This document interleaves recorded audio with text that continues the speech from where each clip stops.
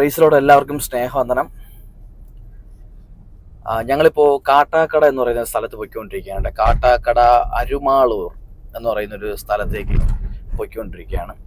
ഞങ്ങളുടെ ട്രസ്റ്റിൻ്റെ പേജിൽ വന്ന ഒരു കമൻ്റാണ്, ഒരു ആവശ്യം ഉന്നയിച്ചുകൊണ്ടൊരു ഫാമിലി മെസ്സേജ് അയച്ചിരുന്നു. അപ്പോൾ അതിൻ്റെ സത്യാവസ്ഥയൊക്കെ ഞങ്ങൾ നോക്കി അർഹരെന്ന് തോന്നിയത് കൊണ്ടാണ് ഞങ്ങൾ ഇപ്പോൾ ആ ഭാഗത്തേക്ക് പോകുന്നത്. നിരവധി മെസ്സേജുകൾ നമ്മുടെ ഗ്രൂപ്പിൽ ഇഷ്ടം പോലെ വരുന്നുണ്ട് കേട്ടോ. നിങ്ങൾ അയക്കുന്ന മെസ്സേജുകളൊക്കെ ഞങ്ങൾ കാണുന്നുണ്ട്. പക്ഷേ നമ്മുടെ പരിമിതികൾ വലുതായതുകൊണ്ടാണ് ഞങ്ങൾ പലതിനും റിപ്ലൈ തരാത്തത്, പലതിനും നമുക്കൊന്നും ചെയ്യാൻ കഴിയാത്തത്. കാരണം ഞങ്ങളുടെ കുറച്ച് സഹോദരങ്ങൾ, നമ്മളെ കൂടെ നിൽക്കുന്ന ചർച്ചിലുള്ള കുറച്ച് സഹോദരങ്ങൾ, അവരുടെ ജോലിയിൽ നിന്നൊക്കെ കിട്ടുന്ന ഒരു നന്മ കൊണ്ടാണ് പല ചാരിറ്റി പ്രവർത്തനങ്ങളും ചെയ്യുന്നത്. പിന്നെ നമ്മളെ കൈക്ക് നിൽക്കാത്തതാണ് ഞങ്ങൾ ഈ വീഡിയോയിൽ കൊണ്ടുവരുന്നത്. പിന്നെ ഞാൻ ഈ വീഡിയോ എടുക്കുന്നതിനൊരു പ്രത്യേക കാരണം കൂടിയുണ്ട്. ഞാൻ ഈ ഫാമിലിയുടെ വിഷയം എൻ്റെ കയ്യിലെത്തിയപ്പോൾ ഞാൻ എൻ്റെ നാട്ടിലുള്ള 1-2 സഹോദരന്മാരുടെ അടുത്തൊക്കെ പറഞ്ഞു.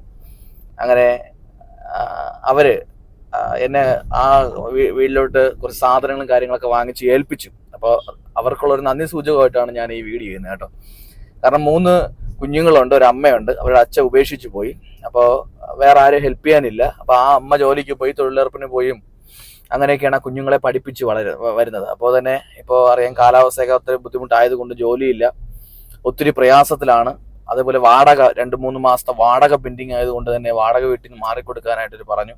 അപ്പം അങ്ങനെ ഒത്തിരി പ്രശ്നങ്ങളിലൂടെ ഒത്തിരി ബുദ്ധിമുട്ട് അനുഭവിച്ച അയൽവാസികളുടെ സഹായത്താൽ മുന്നോട്ട് പോകുന്ന ഒരു വീട്ടിലേക്കാണ് ഞങ്ങൾ പോകുന്നത്. അപ്പോൾ ഞാൻ ഈ വീടിൻ്റെ കാര്യം, ഈ വിഷയം ഞങ്ങളുടെ 1-2 സഹോദരന്മാരുമായിട്ട് ഷെയർ ചെയ്തപ്പോൾ ഒത്തിരി ഞെരുക്കത്തിലുള്ള സഹോദരന്മാരാണ്. എന്നാലും കുഞ്ഞുങ്ങൾക്കുള്ള ബാഗ് അവർ വാങ്ങി തന്നു. എന്നിട്ട് അവർ പറഞ്ഞു ഞങ്ങളുടെ പേരൊന്നും പറയണ്ട എന്നവർ പറഞ്ഞു. അതുപോലെ ഭക്ഷണ സാധനങ്ങൾ, കുറച്ച് സാധനങ്ങളൊക്കെ നമുക്ക് കളക്ട് ചെയ്യാൻ പറ്റി.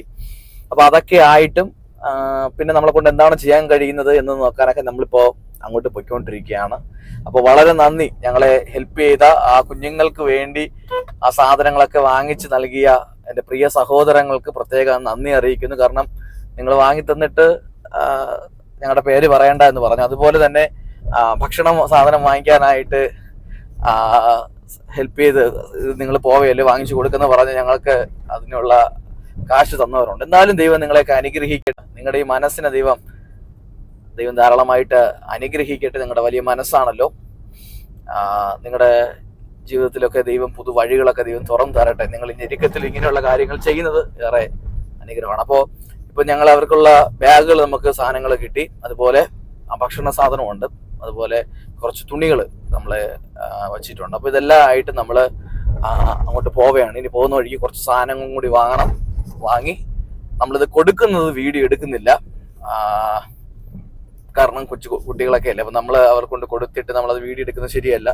എന്നാലും ഞാൻ നേരത്തെ പറഞ്ഞതുപോലെ എൻ്റെ സഹോദരന്മാരോടുള്ള നന്ദി സൂചകമായിട്ടാണ് ഞങ്ങൾ ഈ വീഡിയോ എടുക്കുന്നത്. നിങ്ങളുടെ മനസ്സിനെയൊക്കെ ദൈവം ധാരാളമായി തന്നെ അനുഗ്രഹിക്കട്ടെ.